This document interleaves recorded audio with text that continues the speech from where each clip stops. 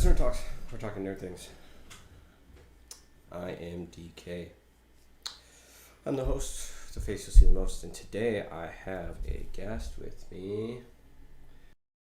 I don't know his mother, but people have called us brothers. This is Devin. Nice to meet you. We're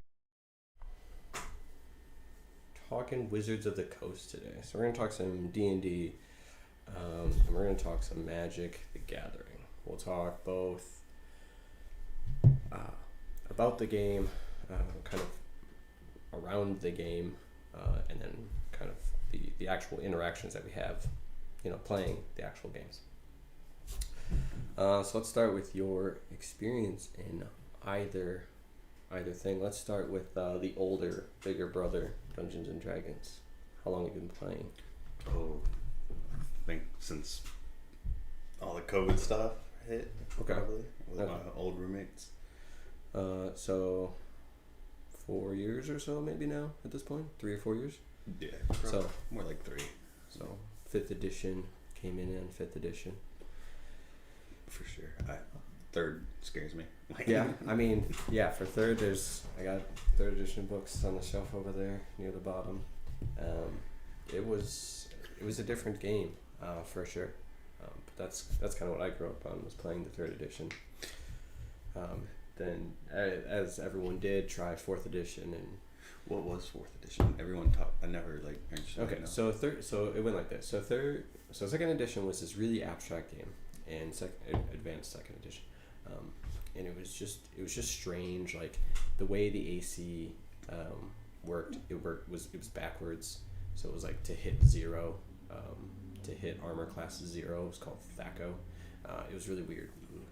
Yeah. And then 3rd edition came around and changed the game, and it was huge, and that's when a lot of people really jumped into the game. But it was a lot of numbers, and there was like a lot of crunching. So like now when you're flanking, you just get advantage, but then it was like you get a +2, then you get a +2 for this other thing, +2 for this other thing. I do kind of like that. Yeah. And my favorite part is the concentration spells and stuff like that, the things that we consider concentration now. Yeah. You could just stack those. So you could have bark skin, stone skin, mage armor, and you're just stacking your AC higher and higher. You'd be like AC 30 and just like be nuts.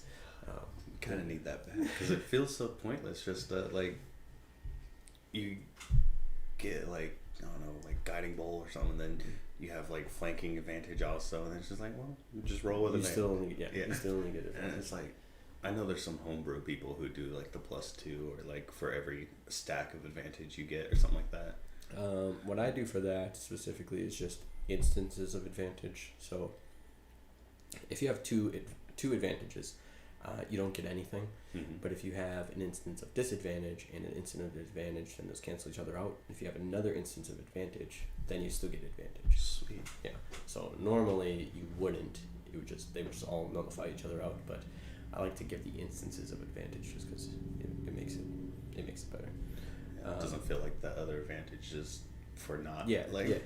I'm in this certain spot. I'm doing this certain thing, and because there's smoke in the air, now I can't do anything. Yeah. But then 4th edition. 4th edition was a way different game. It was. Someone told me there was powers or something like that. Or Yeah. So they took what essentially are spell slots, and they kind of did it for everyone. And there's actually some cool abilities in there. So, I'm trying to explain it in a way that doesn't sound like nonsense. It was super video game, so I'll explain it from a video game basis. So, when you're playing a video game, especially Diablo type video games or RPG type video games, and it's you can use this one power until you hit a checkpoint or whatever. You know what I mean? Something like that. So arrest in D&D. So everyone would get these. So you wouldn't really get spells. You would just get these powers, and it would just be basically a button that you could click, and then you can use it. And there'd be once per encounter abilities, once per day abilities, where once you use it, then you don't have it. Or once you use it in an encounter, it's gone until the encounter is over, and then it resets. A racial trait, or not even racial traits. These would just be for fighters or something like this. Don't come at me because I don't know for sure, but it'd be like lunging attack, and it would be like a special attack where you get to move 10 feet and then make an attack. And you can do that like once per encounter or something like that. But then it also would be like the spells where it'd be like, I don't want to say Eldritch Blast because that's not a good example, although 4th edition did create Eldritch Blast. But it would be like, I don't know, Fireball. It'd be like you can use it once per encounter or something like that, or once per day maybe. And then you can't use it again. So instead of having like the actual spell slots, it would just be like these powers that you had. But the cool thing about it was that all the martial characters got different like abilities that they could use, sort of like that too. Yeah, I would like something like that to come back because it makes the game kind of go back to more fantasy-esque. Yeah. And like you see all those like fantasy like swordsmen, like they have like you can cut somebody from 10 feet away and stuff like that. So. Well, that can lead us into our next discussion. Just going right into what is going to be happening with Dungeons and Dragons here. So 1D&D, we just had a brief conversation before we started the stream and didn't really talk on it. But 1D&D, have you heard of this at all? I don't know anything about what's 1D&D. Okay, so next year supposedly 1D&D is going to come out, and it's going to be not a new edition, they say, but. I thought I heard something like 60-year like it's set, and now they're calling it. Is it now? It's going to be 1D&D, or it's called 1D&D. So originally they didn't really have a name for it. It was just like we're coming out with a new set of rules. We're going to evolve the game, and they're still kind of trying to say that it's not a new edition. Mm-hmm. So this happened back in 3rd edition where the rules didn't really work out that great, and then they created another set of evolutionary rules, and we just ended up calling it 3.5 as a community.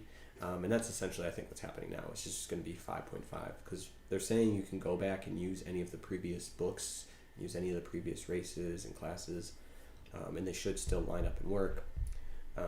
But moving forward, they're going to evolve some of the things. So speaking just on the martial characters, they have like weapon... Dang, I'm going to mess this up. They have some kind of weapon martial ability where... if they are proficient with the weapon and they choose that weapon to be their like specific specialty weapon, they get special abilities attached to that weapon. So every weapon will have a special ability attached to it. Definitely gonna go for spear specialty then, because I just can imagine what. Yeah.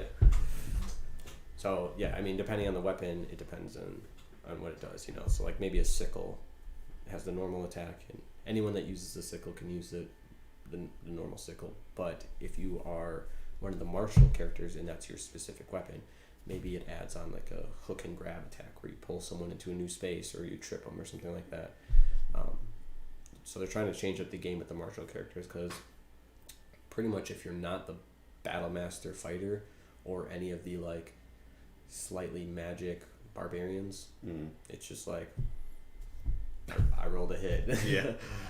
I move here and I rolled a hit, and it's like I rolled a hit a second time on 5th level.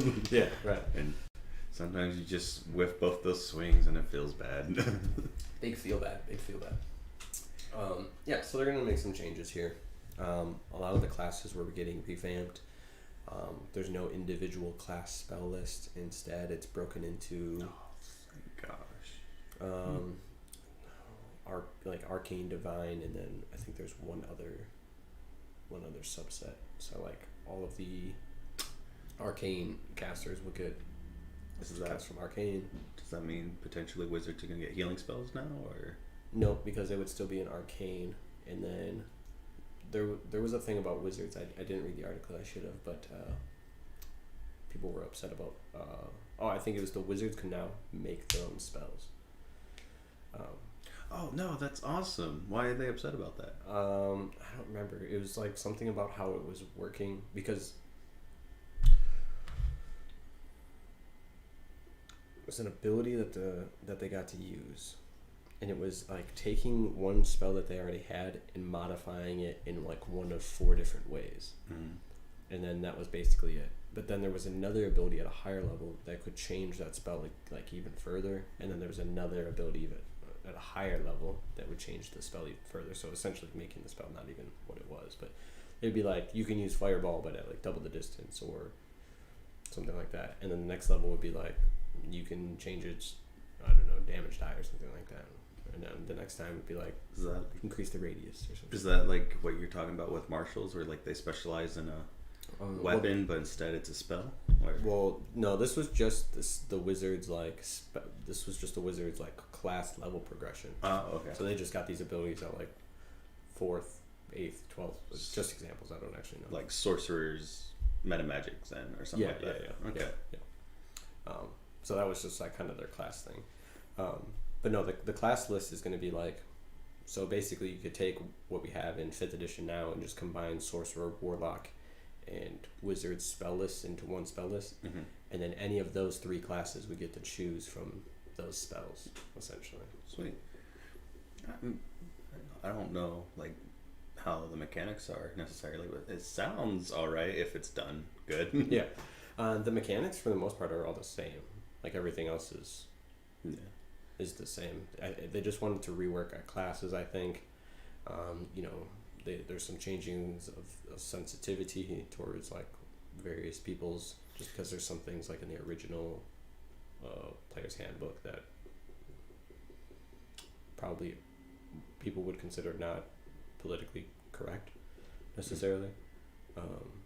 Just like the totem barbarian type of deal, because it was too close to resembling types of people that I guess they didn't like, so that they changed how it was named, essentially. I don't know what, like, I have no idea what it was, but I mean, if that's just some of the changes they're making. So they're doing some of that changes, and then like the species and the races and stuff like that. Like drow are not like inherently evil. Yeah, changing that kind of stuff. I don't think there's any half races anymore. It's more just like you can just design like your own race to be that kind of thing, which they've kind of done like in Tasha's, when they were like, you can just make your own, or like change all of the, you can change a bunch of the racial abilities. Tasha's is honestly my favorite book that's come out so far. Yeah. Well, and that's when I think that they were really looking at the rules and trying to decide like, what exactly do we want to do going forward? And I think that kind of pushed them into this territory of making the next edition, the evolution of the game, really. Because we have someone, we play together on Monday at Stockpile Games, and they're playing a half-orc, half-halfling. And, you know, as far as Adventurers League doesn't really care. They're just like, you need to either pick halfling or half-orc. But with like the new rules and stuff, you could swap out some of those abilities. You know, you don't have to get intimidation, you know, from the half-orc lineage. You could swap that out for, you know, stealth or something. I mean, literally anything. It doesn't even have to be racially like picked. I guess I don't know the word for it, but like the fact that all dwarves know stone cutting is like racist. Like, I guess, you know what I mean? It's like to say that all dwarves know stuff about stone is like it's like a label. It's like a stereotype. Because how do you know that the dwarf didn't grow up in a tavern its whole entire life out on the plains and like doesn't really know that much about stone? It knows a lot about beer. Well, yeah, and that's kind of like it's like nature versus nurture type of thing. How much stuff really carries over into your like physical self from your ethnicity versus like your cultural. It won't be a half dwarf, half Goliath, and be just a normal sized dude. Just a jacked normal sized dude. Like, you're like a normal sized human, but you're just jacked. And the hardiest man alive. Like a biker with a bald head and a like huge beard. The hardiest man alive.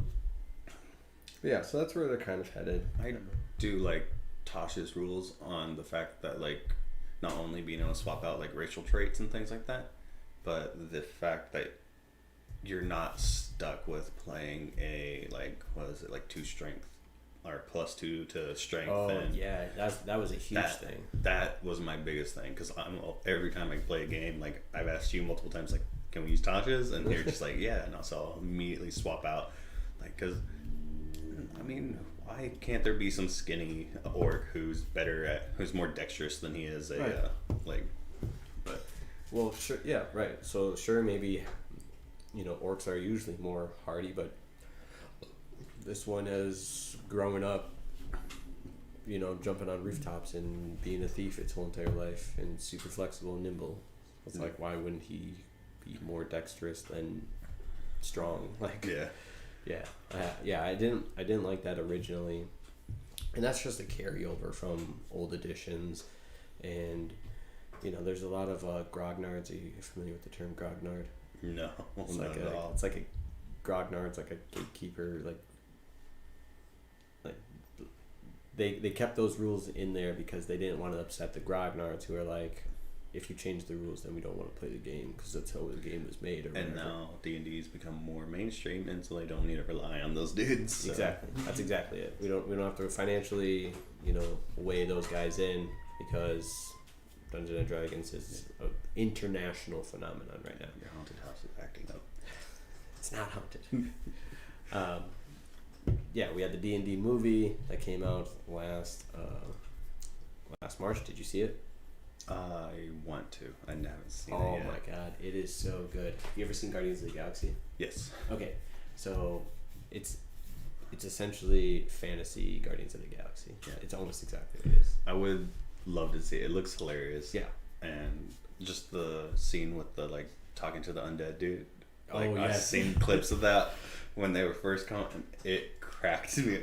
They just got the vibe so right for a D&D party. And I was just like, yeah, that's pretty much how it'd go. Yeah, the whole thing is really just dead on. Like, you could see, if I would not have been mad. I don't want to spoil it. I don't care about spoilers. Okay. Not a huge spoiler, because I'm saying something that didn't happen in it. Someone might, but who knows? Well, whatever. Spoiler warning. Spoiler warning for Dungeons and Dragons. It came out 6 months ago. You should have saw it in theaters. Unless you're like me.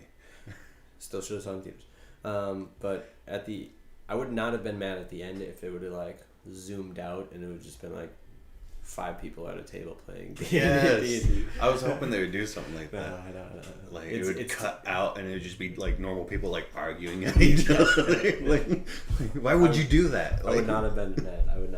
I think what they're going for is a little bit more. Baldur's Gate. Yeah, well, they're trying to like ingrain possibly like a universe. Mhm. Like, I could see them making another one, you know, and just kind of continuing on. The thing about theirs is like it doesn't have to even be related. You know, there's a lot of people who want to hop on the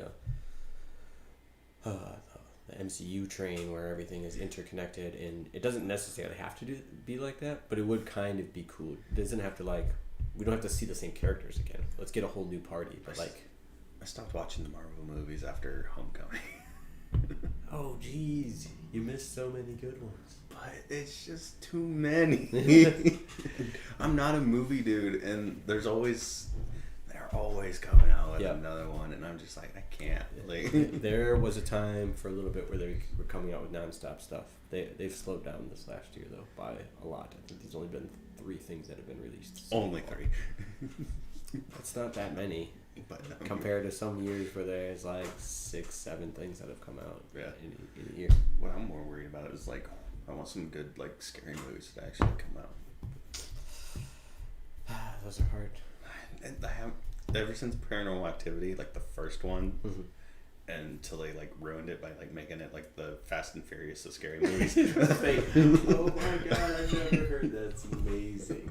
That's amazing. But it's like It really- Paranormal Activity was good. Haunting in Connecticut was one of my favorites. What are like the Haunting of a lot of those Mhm. are really good.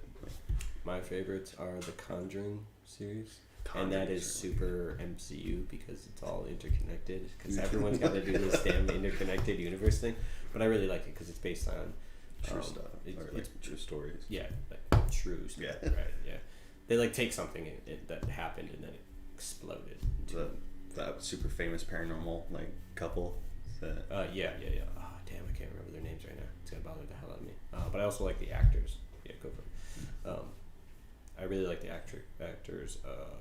Vera Farmiga and Patrick Wilson. I love Patrick Wilson. What's the one with the? It's like it. They had like a psychic, and they showed the, because they all like merged together in my mind because they're so similar.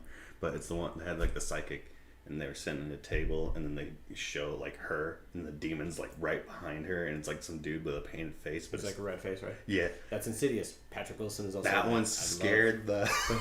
I was so.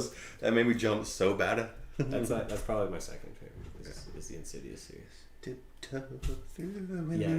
Yes. You know what's creepy about that song is the dude died singing it. Jesus. Like he had like a heart attack in the middle of his performance singing that song, and so like, yeah. Sketchy stuff. We got about 20 minutes out before we hit noon here. We're probably gonna end the show. You guys are a bit quiet. Thank you very much. Are you still watching? Is that better?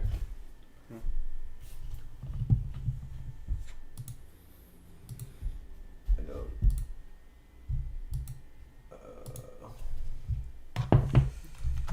Appreciate you, Shadow. We got somebody. Hello. Well, you let us know. I'll take a look here in a second. Anyways. Oh. We got it. Edward Warren and Oh, yeah. Lorraine. Yeah, Lorraine Warren. Yeah. They're crazy. Like, for doing all that. I mean, like they keep all the haunted objects like in their or possessed objects. Yeah, I love that. And half of them are dolls. It just validates my doll phobia. I hate dolls, man. It all started with Chucky. Oh, jeez. I never watched that. I watched it when I was way too young, and it scared me. Of course. And then I'm not scared of Chucky anymore. I like watch it because it's actually kind of funny. It is funny. It's only comedic. It's just like Yeah. it's so ridiculous. I'm just like, Yeah. this was scary. Yeah. But the phobia of the doll still sticks. Like Sure. That's a big phobia though. Some dolls they make creepy as hell. Yeah. Back on topic. Sorry. You're good. So Wizards of the Coast, yeah. Dungeons and Dragons, yeah. It's good. So I was gonna mention this. Matt Colville, YouTuber extraordinaire. I'll have to show you some of his work because he's really good. But he released this book, and I finally got it. It's a Kickstarter that took a while. There was a little bit of an issue. I'll show it on screen there. Flee Mortals. It's his monster book. It's essentially just taking monsters in two directions that Wizards of the Coast didn't do. And that's one, creating minions. So like when I create a battlefield and you see me put out like 20 kobolds, which I've done a couple of times now. Yeah. He's created rules for that to make it simpler to run those creatures instead of having like me roll 30 times or whatever, you know. And then the other thing he also made in here is standalone creatures, which also is not very good in Dungeons and Dragons. If you've ever fought 5 people versus one creature, Just kind of beat it up. yeah, pretty easily. Fight back. Yeah, pretty easily. It's like half health, and it didn't even get one turn yet. So he made that essentially just giving like legendary actions, sort of, to them so that they can respond. Also giving them like bonus actions and stuff like that. So instead of just like the hill giant just making 2 whack attacks and then it's done with its turn, it can like do something else. Can I see the book? Yeah, for sure. This is Just a little sticker that came in there. good first page. Yeah, so some dragons in there. Stuff's looking pretty good. Bonus actions, reactions, villain actions are the legendary actions. Conjures Monoliths out of the way. Crystals which grow out of the ground, centered on 3 points. You can see within 500 feet for each monolith is a 10-foot radius and 10-foot radius. AC 1900 hit. 19 AC for a monolith? That's crazy.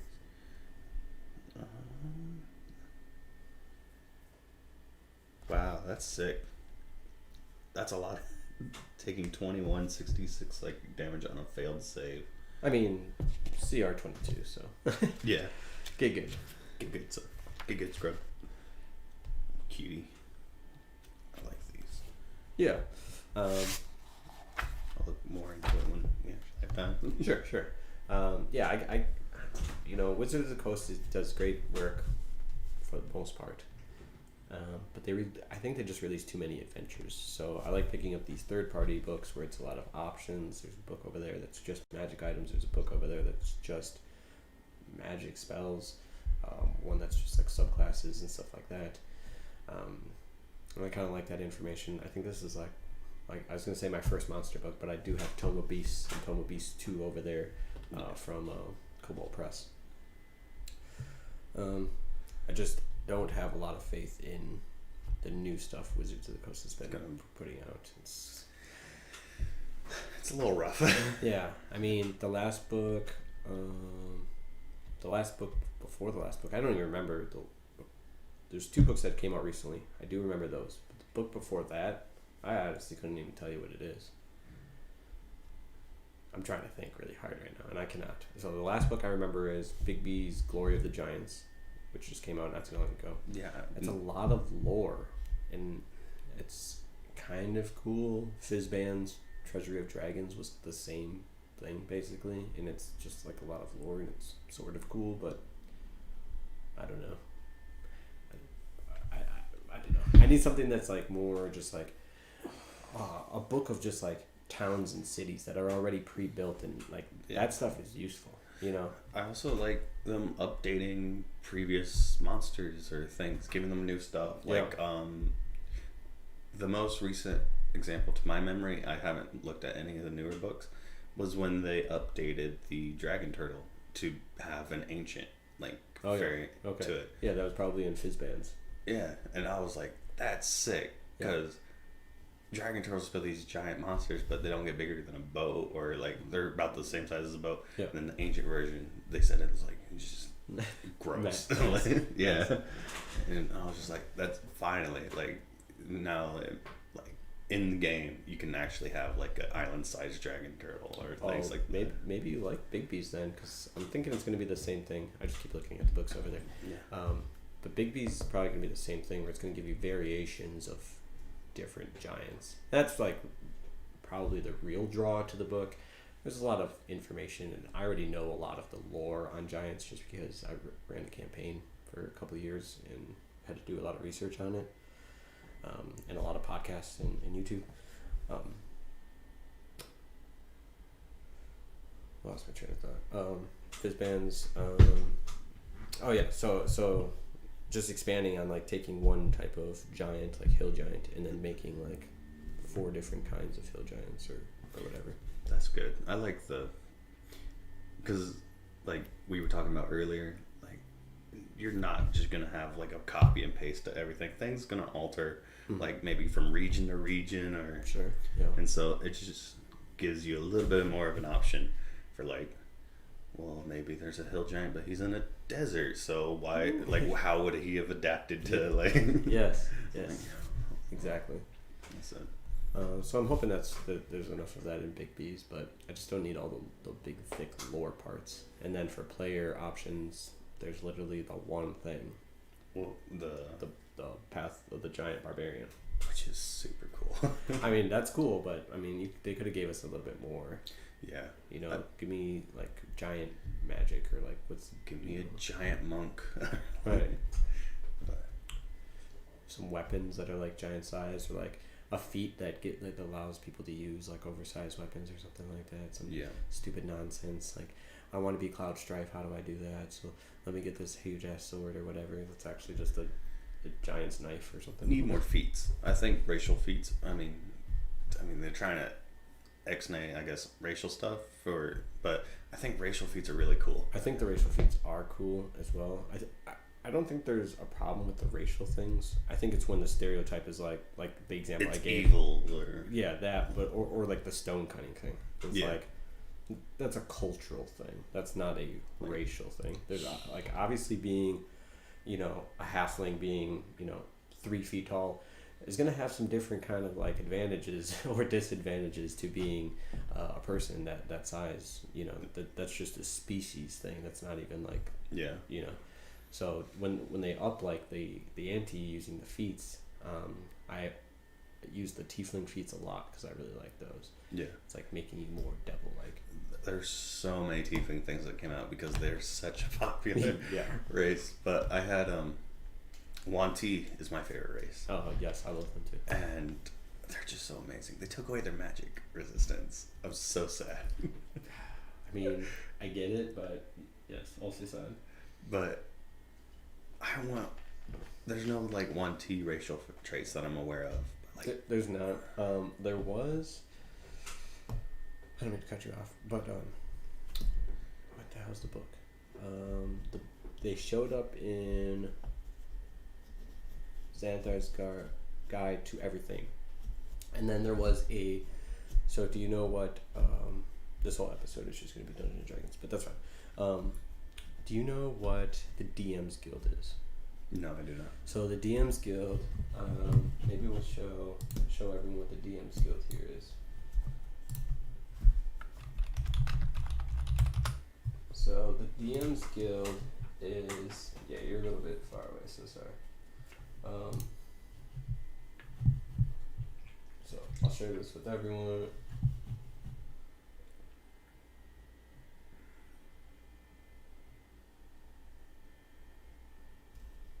Oh.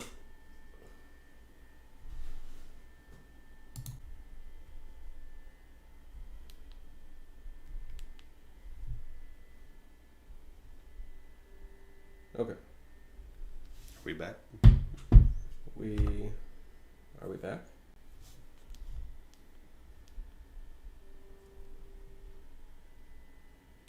We are back. Okay, sorry about that. I don't know what just happened there. The stream turned off and then it graciously allowed us to reconnect. That was strange. So anyway, we're gonna dive into the DM's Guild here just a little bit. Let me get this reset up. Apologies. All right.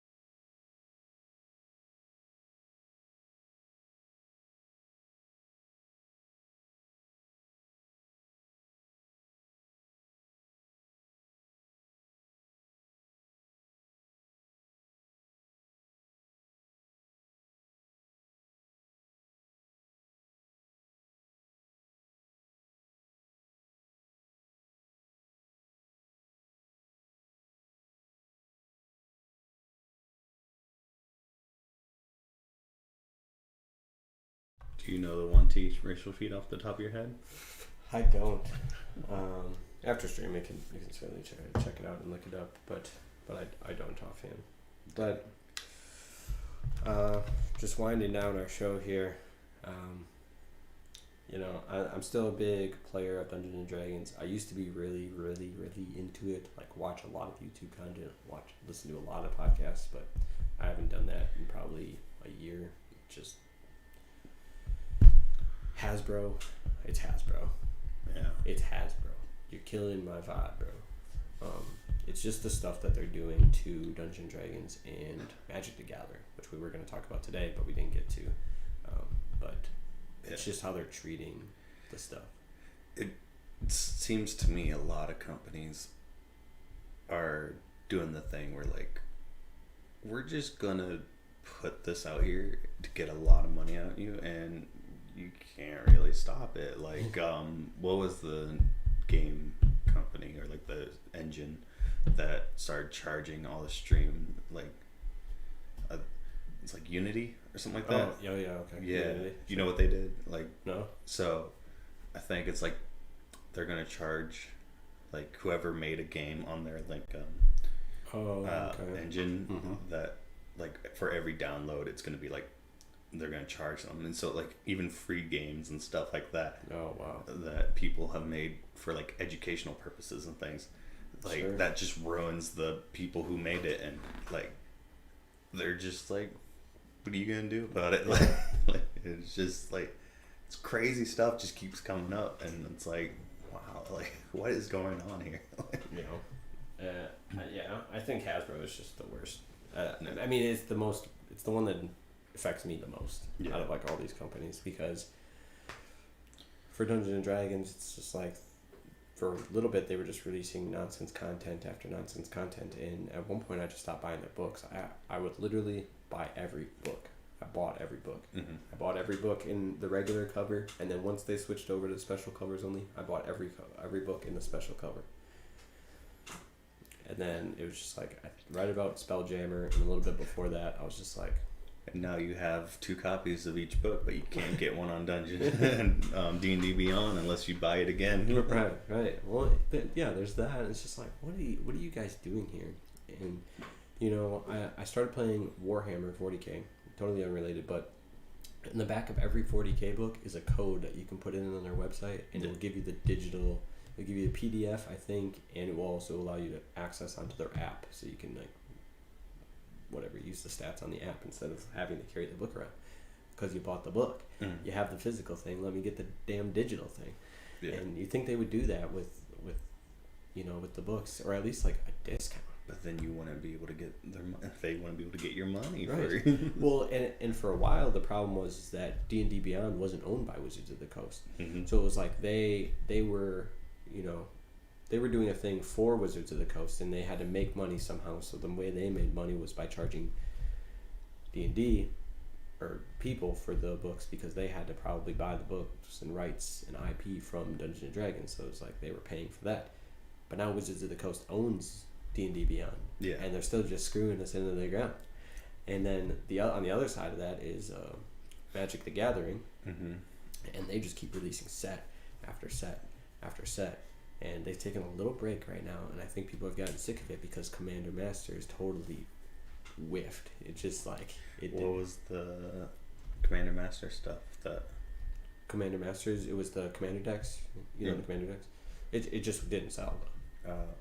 Was it like in certain Commander decks, or like? Well, the Commander decks sell. And the Commander decks will always probably sell because it gives you a lot of good cards and a lot of usable cards. Right out of the package. And this last instance in Commander Masters, there was 2 decks, and you obviously know what 2 decks they are, were super good and super popular.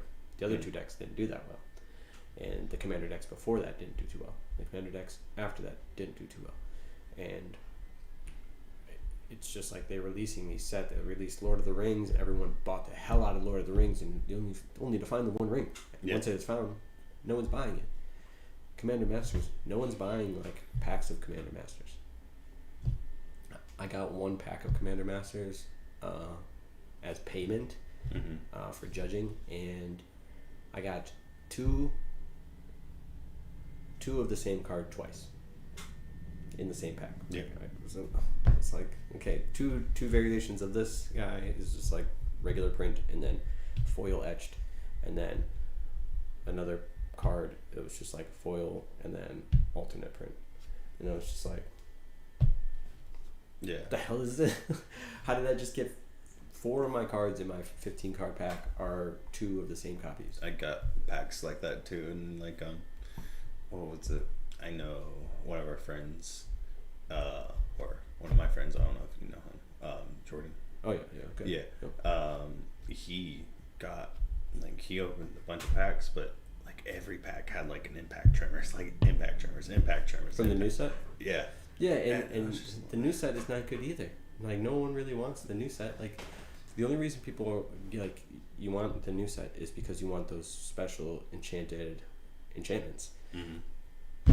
Other than that, it's like, I don't know. There's nothing, no one's come out and been like, yeah, this card's really good. Other than, like, the one, I guess there's 2 cards out of that set that people really like. And I don't know. And now we got Doctor Who coming out, and I'm kind of sick of these. I like Doctor Who. I don't want Doctor Who cards. I'm kind of sick of the I do want Fallout cards. The Universes Beyond. I'm kind of sick of the Universes Beyond play. I don't know. I'm just over it. Like, you would never do this with any other product. Yeah. You would never have Yu-Gi-Oh cards that have Digimon on them. It would never happen. You would never happen. You'd never see Pokemon cards that have freaking Naruto on. You would just never see that happen. But they get to put less effort into making like new things. Why not just take things that are already known and just turn those? Just stop making so many damn new things. They used to release 4 sets a year. Mm-hmm. 3 sets that were just like relevant to the story, and then 1 core set that was just like easy to get into when you wanted to get into it. That's it. Every year. 4 sets. Do they still release those kinds of sets, or? Yes, but they're almost nearly unrecognizable at this point. Okay. The 4 sets for this year, I don't know what the 3rd or the 4th set this year, but the 3 other sets have already been released. Well, you don't even know exactly. Yeah. That's my point. Is you don't even know what the 3 sets are to the story. So the first set was March of the Machine.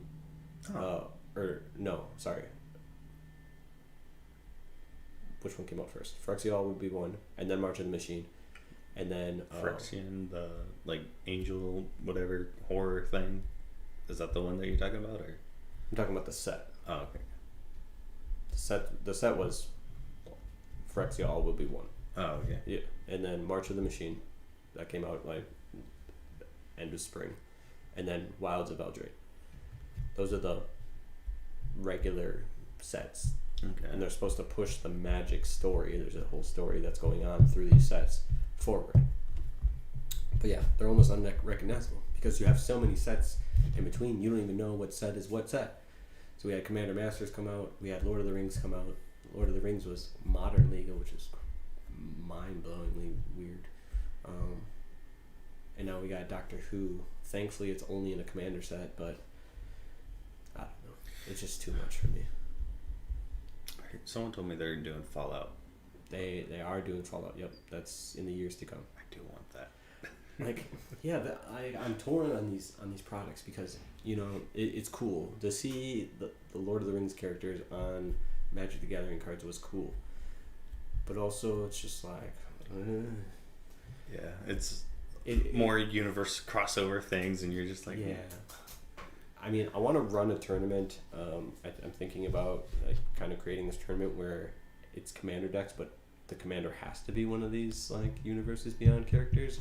So it's got to be a Transformer, Doctor Who, freaking Stranger Things, Lord of the Rings, Street Fighter. They got Street Fighter. Fortnite, Warhammer. There's Fortnite. The Walking Dead. You want me to keep going? No. My Little Pony. Yeah. Nerf. I do like seeing the memes though for the My Little Pony one that is like you get to play a card with a smile on it, and then it's like showing like these horrific like smiling creatures. I just mean like when I'm playing like a normal game with people, and I'm going to be a hypocrite about this because I have a Balrog deck, but I just wanted the red black sacrifice. But you know, when I sit across from people at a table, I just want everyone to be playing like Magic cards, you know? Mm.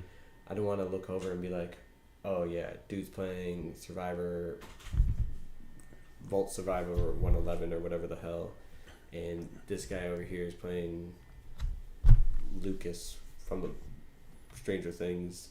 And this guy's Manius Calgar from Warhammer 40k, and it's just like, what I think the hell is going on? Why is Lucas fighting Manius Calgar from 40k? Dude's like 12 feet tall. He should be able to blow this kid away. What the hell is going on right now? my immersion. That's what it is really. It's just the immersion of the thought of how Magic is supposed to actually work versus sitting across from someone playing Fortnite cards. Yeah. I don't want to play Magic and not be reminded of a cruddy like TV show that was like. What the hell's his name from The Walking Dead? Glenn? Carl. Carl? Does Carl have his own card? He might. It better be called Carl. Only if it's where he's just standing there with the hat on. Dad is like, Rick is just standing. Only if it's that scene painted onto the card. God, what kind of card would that be? Carl. So that's my gripe with Wizards of the Coast, and I want them to do better. And I'm sure it's not, you know, Wizards of the Coast. I've listened to the people from Wizards of the Coast for years, mainly the Dungeons and Dragons people, just like the podcast and a lot of the interviews, and they seem like really nice and great people. But you know, they got this big brother standing back there telling them kind of what to do. I do feel like they got not necessarily help, but like there is like a huge community and like big people that are fighting, like Critical Role. Oh like, yeah, they're all trying to like keep. It's hard. It's not a great fight, but like they are trying to keep like the game good and not where it's gonna get ruined. Yeah. So, like, and I'm glad that like it's becoming such a big thing, because now like there's such an uproar when they do things, and so they're like, we were making all this money, and then like, what was it, the thing that they did, and then tons of people unsubscribed. Oh yeah, okay. And so I'm gonna talk about that, and then we're probably gonna end our show. So that's back to that system rules document that I was talking about. So the system rules document that says that you can use any of our game mechanics, and you can say fighter and stuff like that in the rules. So what they did essentially was, when we released this new edition, evolution of the game, our system rules document is going to change, and now you're not going to be able to do such and such, but you can do such and such. And if you are a company that makes less than $50,000 off of our product, I think you're in the good. Mm-hmm. If you make any more than that, it was crazy. I'm going to get it wrong here because I'm not looking right at it, but it was like a crazy 25-30% of like your profits from that we wanted. And I was just like, that's crazy, bro. Yeah. That like shuts down. So like Cobalt Press is probably, them and Critical Role are probably like the two biggest people that's going to hit, and that's going to hurt. Imagine Critical Role using, you know, D&D stuff, and then they get hit, right, by this 30%.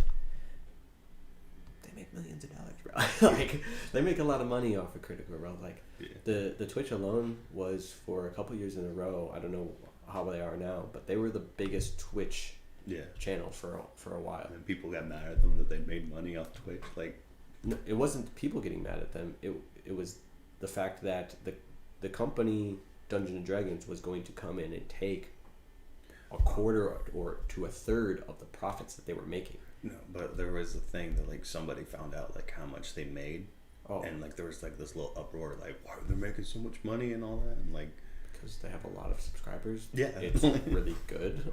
It was like, what do you think would happen? Have you seen the production value? They're like, you only see 8 people on screen, but there's probably like 10 people off screen, just like artists, people like paint miniatures, and they have miniatures sculpted. They have paint like art done for pretty much everything. Music is done. There's someone running the cameras and the lights.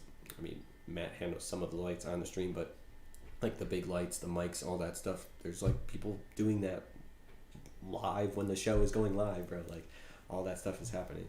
So it's like these people have to get paid. Like, Yeah, that was crazy to me. That like I was just like, what do you expect from people who do good, really popular? It's like, of course, and they're making money off of this.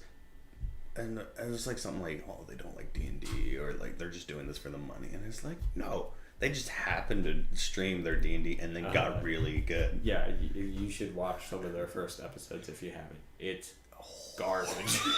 the mics, it's like one mic in the middle of the table, and it's just like, oh, everyone's talking like this. It probably sounds similar to what we sound like right now because it's just not good production. Like they don't have, like in their studio, they have the overhead mics are all pointed at them. There's a whole rigging that they have set up. Like, you know, everyone's mic'd up, everyone's good to go compared to how it used to be, which was like, I'm pretty sure they said that they had just like 2 of these like 3x6 tables sitting I next to each watched some of the earlier stuff, and like there'd be random points where it's just like my ears, like like yeah. static, really. It like cuts out, everything cuts out, and you can like hear like there's obviously a microphone off somewhere that's catching the noise, but like it's not the one on the table because someone knocked it or something. People were showing up in the middle of the show and shit, like it's just like random stuff. Like actual D&D, like Yeah, right. That's because that's what they were playing. It's just pizza's here. Gotta go. Right. There was a point where they did that. Yeah. I'm pretty sure there was like food and they got it. Someone was like bringing stuff in. Laura Bailey went to an award show for a video game, and she like shows up like hour into the show, and she's just like, I don't know if I won, but I decided to leave. I saw that. I was like, that's a true nerd right there. It's like, this is taking too long. I could be at home playing. Yeah, so we'll see what Wizards of the Coast does. Dungeons & Dragons, Magic the Gathering. I think the community around Dungeons & Dragons is a little bit more stable, just because we have other people to feed off of, like Critical Role, and we have just like a lot of like community builders that we can stand on.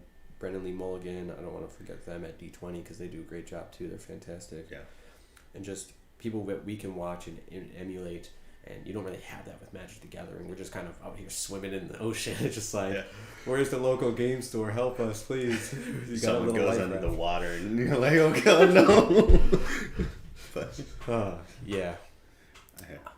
All right. Well, we're in a little past, so I think we'll just call it there. Thanks for hanging out with us. We had a pretty good discussion here. Next week, I don't know what we'll talk about. Maybe leave it in the comments about what you want us to talk about. We got plenty more stuff we can cover. It's been a while since we've been running the show here. It's only our 2nd episode this season. So let's keep it running. Anything else you got to say? No. Plug yourself? I don't have anything to plug. All right. We're out of here. Have a good game.